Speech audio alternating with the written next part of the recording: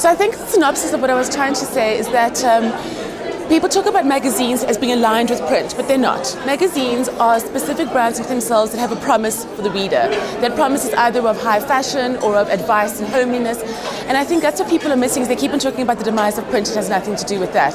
So one of the examples that came up was the Sari brand, which we all know and love, who went into recipe books, actually, which was omitted, called Course.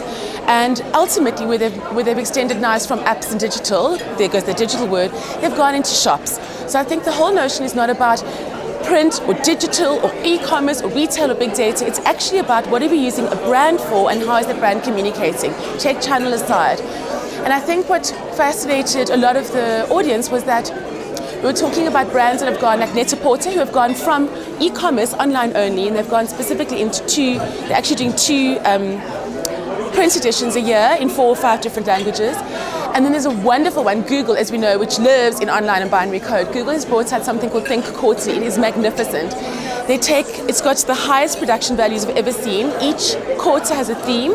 They use the data from the search terms from various trending countries, from results that are popping up, and they collate that into a story that is absolutely fascinating. So they might say, I'm going to use an example, entrepreneurship. And in the last quarter, they might say that Brazil is a hotbed of entrepreneurship. These are the results that are popping up. They'll look at specific stories that are coming. They'll interview the people that are appearing in the search results.